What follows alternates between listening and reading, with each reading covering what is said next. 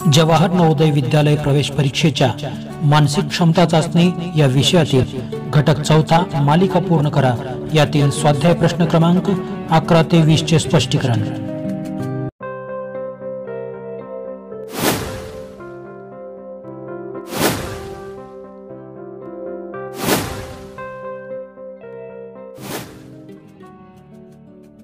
विद्यार्थी मित्रांनो, मालिका पूर्ण करा या घटकातील प्रश्न सोडविण्यापूर्वी आपण काही सर्वसाधारण नियम समजून घेऊया। नियम क्रमांक 1, आकृती किंवा चिन्हे घड्याळातील काट्याच्या फिरण्याच्या दिशेने किंवा त्याच्या विरुद्ध दिशेने फिरतात किंवा सरकतात। नियम क्रमांक 2, पहिली आणि तिसरी प्रश्नाकृती जर सारखी असेल तर दुसरी आणि चौथी प्रश्नाकृती सुद्धा सारखीच असायला हवी। नियम क्रमांक 3, सरळ रेषेतील 3 किंवा 4 चिन्हे क्रमाने उजवीकडे किंवा डावीकडे सरकतात।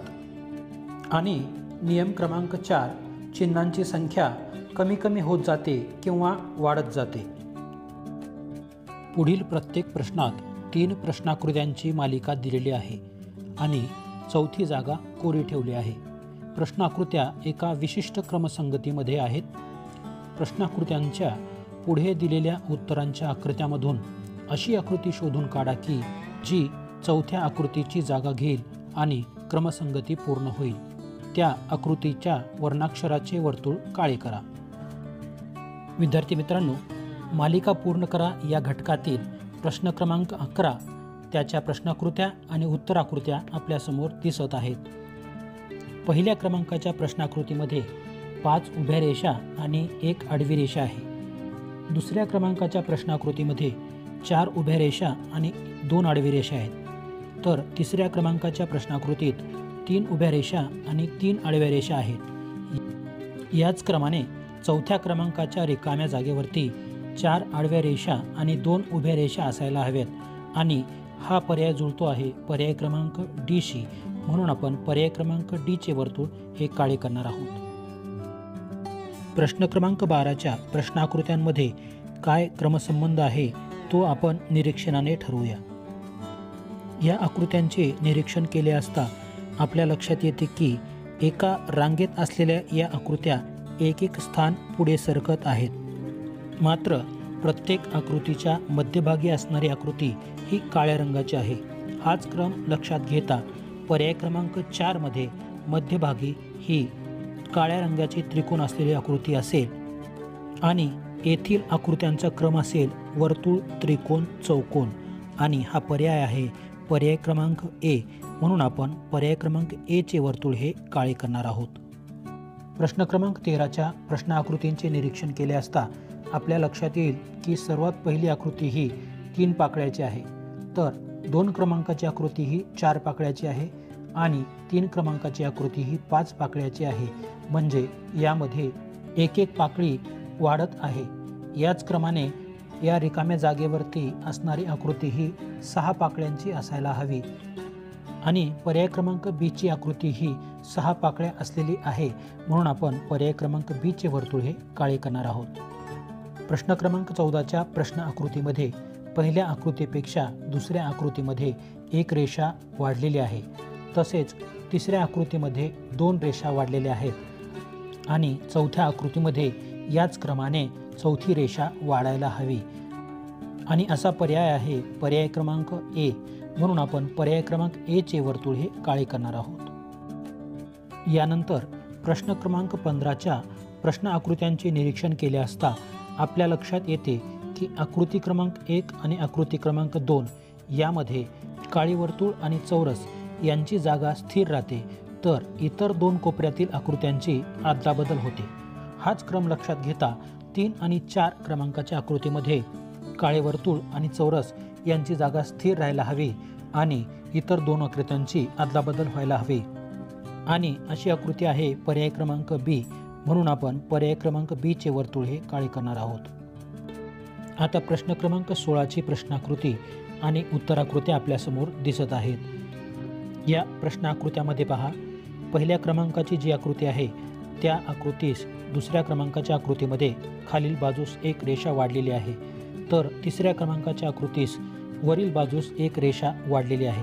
ह्याच क्रमाने चौथ्या क्रमांकाच्या आकृतीच्या ठिकाणी खालील बाजूस आणखीन एक आडवी रेषा वाढलेली आपल्याला दिसेल आणि पर्याय क्रमांक ए या आकृतीशी हा भाग जुळणारा असेल, म्हणून आपण पर्याय क्रमांक ए चे वर्तुळ हे काळे करणार आहोत. प्रश्न क्रमांक 17च्या दिलेल्या प्रश्न आकृत्यांमध्ये काय संबंध आहे तो आपण शोधूया. आकृती क्रमांक 1 मध्ये असलेला हा त्रिकोण आकृती क्रमांक 2 मध्ये 180 अंशात वळालेला आहे.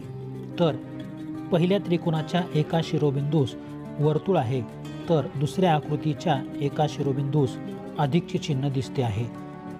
आणि पहिल्या क्रमांकाच्या आकृतीत त्रिकोणाच्या एका बाजूस अर्धवर्तुळ आहे, तर दुसऱ्या क्रमांकाच्या आकृतीत एक अर्धे वर्तुळ वाढलेले आहे. तर तिसऱ्या क्रमांकाच्या आकृतीमध्ये पुन्हा हा त्रिकोण 180 अंशात वळलेला दिसतो. तर त्रिकोणाच्या एका शिरोबिंदूजवळ चौरसाची आकृती दिसते आहे आणि त्रिकोणाच्या आतमध्ये खालील बाजूस एक अर्धवर्तुळ वाढलेले आपल्याला दिसते. याच क्रमाने चौथ्या क्रमांकाच्या रकान्यामध्ये असलेले त्रिकोण हे या त्रिकोणाच्या 180 अंशात वळलेले त्रिकोण असेल आणि त्याच्या एका टोकास एक कुठली तरी भौमितिक आकार असेल आणि आतील बाजूस वरील बाजूने एक अर्धवर्तुळ वाढलेले आपल्याला दिसेल आणि अशी जुळणारी आकृती आहे पर्याय क्रमांक डी, म्हणून आपण पर्याय क्रमांक डी चे वर्तुळ हे काळे करणार आहोत. विद्यार्थी मित्रांनो, प्रश्न क्रमांक 18च्या प्रश्न आकृत्यांचे निरीक्षण करून त्यांच्यामध्ये काय मालिका संबंध आहे तो आपण शोधणार आहोत. पहिल्या रकानातील त्रिकोणाची आकृती ही 90 अंशात घड्याळाच्या दिशेने वळवल्यानंतर दुसऱ्या क्रमांकाची आकृती मिळाली आहे आणि दुसऱ्या क्रमांकाच्या त्रिकोणास 90 अंशात वळवल्यानंतर तिसऱ्या क्रमांकाचे त्रिकोण आपल्याला मिळते आहे. या 3 क्रमांकाच्या त्रिकोणास 90 अंशात घड्याळाच्या दिशेने वळवल्यानंतर चौथ्या क्रमांकाची ही आकृती आपल्याला मिळायला हवी. आणि या प्रश्न आकृत्यांमध्ये असलेले वर्तुळ यांचा काय संबंध आहे तोही आपल्याला शोधावा लागेल. हे वर्तुळ देखील घड्याळाच्या दिशेने एक एक कोपरा पुढे सरकत असताना आपल्याला दिसेल.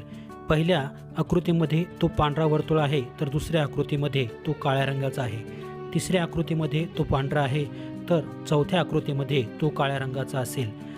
आणि पर्याय क्रमांक सी ही आकृती या ठिकाणी बसणारी असल्यामुळे आपण पर्याय क्रमांक सी या आकृतीचे वर्तुळ हे काळे करणार आहोत.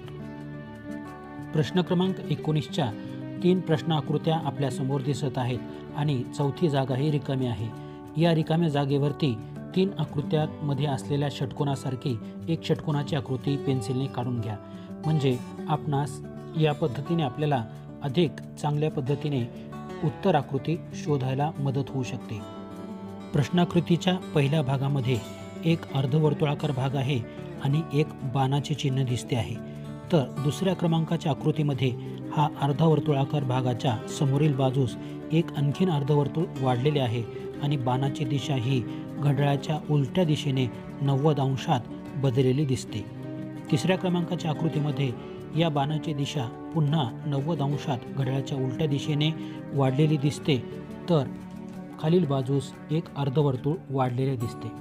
आता चौथ्या क्रमांकाच्या षटकोनामध्ये काय असायला हवे, तर वरील बाजूस अर्धवर्तुळ वाढलेले आपल्याला दिसेल आणि बाण देखील घड्याळाच्या उलट्या दिशेने 90 अंशात पुढे सरकलेला दिसेल, म्हणजे तो वरील बाजूस असेल. अशी आकृती आपल्याला दिलेल्या पर्यायापैकी कोणती दिसते आहे, तर पर्याय क्रमांक ए या आकृतीशी ती जुळते आहे, म्हणून आपण या ठिकाणी पर्याय क्रमांक ए चे वर्तुळ हे काळे करणार आहोत. प्रश्न क्रमांक 20च्या प्रश्न आकृत्यांमध्ये 3 आकृत्या दिलेल्या आहेत, तर चौथी जागा ही रिकामी आहे. 3 आकृत्यामध्ये ज्या पद्धतीने वर्तुळ आहे तसे वर्तुळ चौथ्या क्रमांकाच्या जागेवरती काढून घ्या. या 3ही पर्यायांमध्ये व्यास दाखवला आहे, पण पर्याय क्रमांक 1 आणि पर्याय क्रमांक 3 यातील दाखवलेला व्यास हा समान आहे. तसाच पर्याय क्रमांक 2 आणि पर्याय क्रमांक 4 मध्ये असायला हवा. या पद्धतीने व्यास चौथ्या क्रमांकाच्या वर्तुळामध्ये काढून घ्या.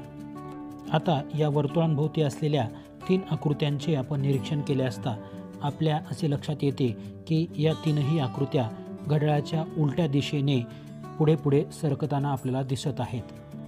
हा क्रम लक्षात घेता चौथ्या आकृतीपेक्षा एक घर पुढे या आकृत्या घड्याळाच्या उलट्या दिशेने आपल्याला सरकवायच्या आहेत.